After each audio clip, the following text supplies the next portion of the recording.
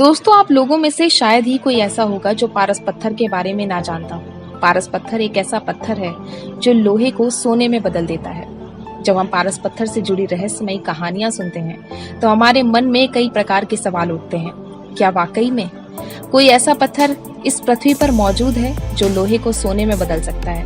तो आइए हम आपको ले चलते हैं पारस पत्थर से जुड़ी कुछ रोचक कहानियों की तरफ।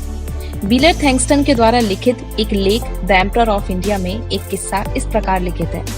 मांडू राज्य में घसियारा रहता था, अर्थात एक ऐसा आदमी जो घास को छील कर बेचता था और उसी से अपनी रोजी रोटी चलाता था।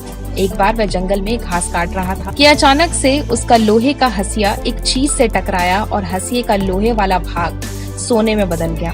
घसियारा चिंतित हो गया और लोहार के पास जाकर उससे बोला, मुझे लोहे का हंसिया दे दो, क्योंकि अगर यह घटना राजा को पता लगेगी तो वह उस घसियार को दंड दे देंगे।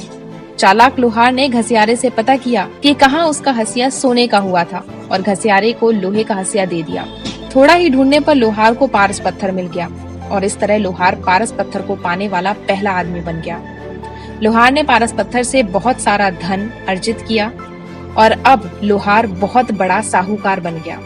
साहूकार की इकलौती पुत्री का विवाह बुरहानपुर के राजकुमार से हुआ। साहूकार ने वह पारस पत्थर अपनी इकलौती पुत्री को दे दिया। वधू को लेकर जब बारात वापस लौटी तो रास्ते में शाम हो गई। शाम को नर्मदा नदी के किनारे सब बाराती आराम करने लगे। दहेज में कुछ भी न मिलने की वजह से राजकुमार वधू के पास आया और बोला, तुम्हारे पिता ने तो कुछ दहेज में नहीं दिया। तो लड़की ने अपने पल्लू में बंधा एक पत्थर राजकुमार की हथेली पर रख दिया।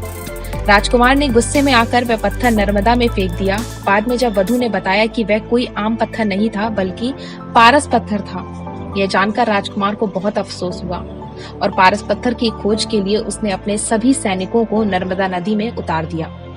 बहुत ढूंढा परंतु पत्थर नहीं मिला और पारस पत्थर नर्मदा की गहराई में विलीन हो गया। W.H.G. होम्स ने अपनी पुस्तक the highlight of unknown India में इस बात को बताया कि नर्मदा के कुंड बकावली के आसपास वह पत्थर आज भी मौजूद है। जहांगीरनामा में जहांगीर ने भी लिखा कि उनके पिता अकबर के पास एक हाथी था जिसका नाम गद्दावर था।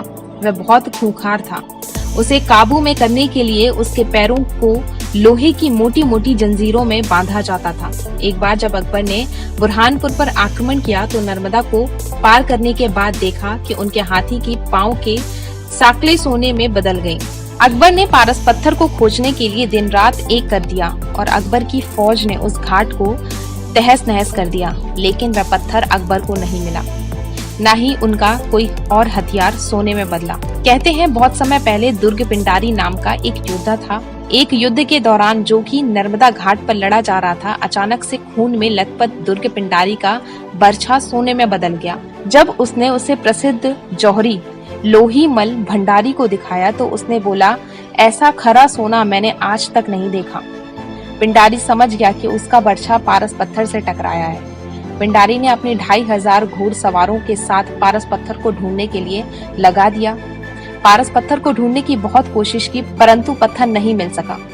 पारस पत्थर को लेकर एक मान्यता यह भी है कि जब पारस पत्थर का असली वारिस आएगा तो पारस पत्थर खुद नर्मदा नदी से निकलकर उस वारिस के हाथों में आ जाएगा। दोस्तों, आपको क्या लगता है? क्या वाकई में कोई पारस पत्थर का वारिस होगा? हमें कमेंट बॉक्स पर जरूर बताइएगा।